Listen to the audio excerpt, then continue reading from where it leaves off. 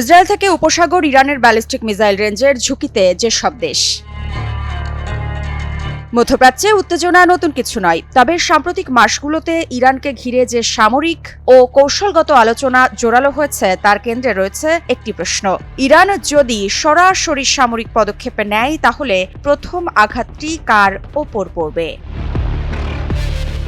Iran বর্তমানে মধ্যপ্রাচ্যের সবচেয়ে বিস্তৃত ব্যালিস্টিক মিসাইল কর্মসূচির একটি পরিচালনা করছে। দেশটির প্রতিরক্ষা নীতিতে মিসাইলকে প্রথম সারির প্রতিরোধ ক্ষমতা হিসেবে বিবেচনা করা হয়। এই সক্ষমতা শুধু প্রতিরক্ষামূলক নয়, বরং আঞ্চলিক শক্তির ভারসাম্য বদলে দেওয়ার মতো প্রভাব রাখে।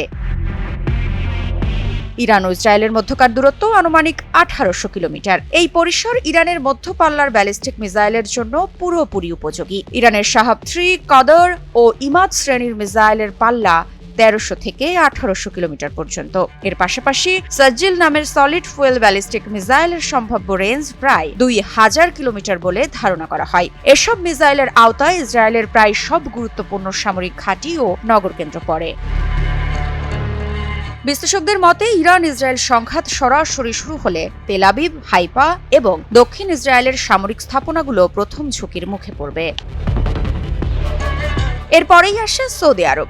সৌদি আরবের সঙ্গে ইরানের ভৌগোলিক দূরত্ব তুলনামূলকভাবে কম। রিয়াদ, দাম্মাম ও পূর্বাঞ্চলের শিল্পাঞ্চলগুলো ইরানের ব্যালিস্টিক ও ক্রুজ মিসাইলের সহজ রেঞ্জে রয়েছে। সৌদি আরবের ক্ষেত্রে সামরিক লক্ষ্যবস্তুর পাশাপাশি সবচেয়ে বেশি উদ্বেগ হল তেল উৎপাদন ও রপ্তানি অবকাঠামো। 2019 সালে সৌদি আরামকোর স্থাপনায় হামলার পর থেকেই স্পষ্ট হয়েছে যে সীমিত আঘাতেও দেশটির অর্থনীতিতে বড় ধরনের প্রভাব পড়তে পারে। যুদ্ধ পরিস্থিতিতে সৌদি অবকাঠামো ক্ষতিগ্রস্ত হলে তার প্রভাব শুধু দেশটির মধ্যেই সীমাবদ্ধ থাকবে না, বৈশ্বিক জ্বালানি বাজারেও তাৎক্ষণিক অস্থিরতা তৈরি করবে।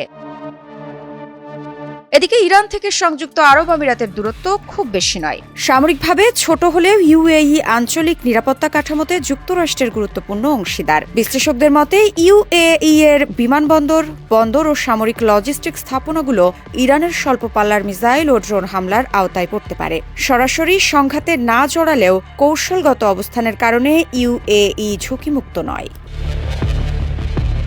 তবে ইরানের সামরিক কৌশলে সবচেয়ে গুরুত্বপূর্ণ লক্ষ্য হিসেবে বিবেচিত হয় মধ্যপ্রাচ্যে অবস্থিত মার্কিন ঘাঁটিগুলো। ইরাক, কুয়েত, বাহরাইন ও কাতার যুক্তরাষ্ট্রের সামরিক উপস্থিতি ইরানের প্রায় সব ধরনের মিসাইলের রেঞ্জের মধ্যেই রয়েছে।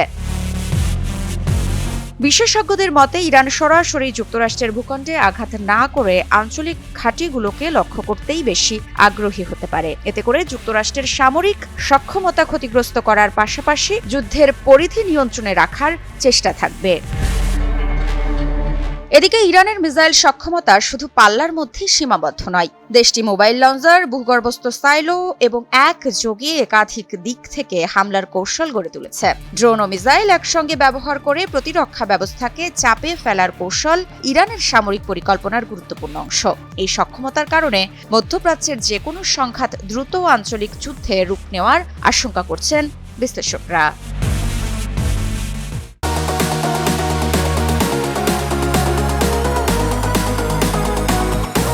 সবশেষে বোঝা যাচ্ছে, ইরান যদি সামরিক বোতাম চাপার সিদ্ধান্ত নেয় তাহলে সবচেয়ে তাৎক্ষণিক ঝুঁকিতে থাকবে ইসরায়েল। অর্থনৈতিকভাবে বড় ধাক্কা খেতে পারে সৌদি আরব ও উপসাগরীয় দেশগুলো, আর কৌশলগতভাবে সবচেয়ে গুরুত্বপূর্ণ লক্ষ্য হয়ে উঠবে মধ্যপ্রাচ্যে অবস্থিত মার্কিন সামরিক ঘাঁটি। এই বাস্তবতাই বোঝায় ইরানকে ঘিরে যে কোনো সংঘাত শুধু দ্বিপাক্ষিক নয়, তা পুরো মধ্যপ্রাচ্যের নিরাপত্তা ও বৈশ্বিক স্থিতিশীলতার উপর গুরুত্বপূর্ণ প্রভাব ফেলতে পারে। মৃত্তিকা সিনহা বিশ্বাস, নিউজ 24।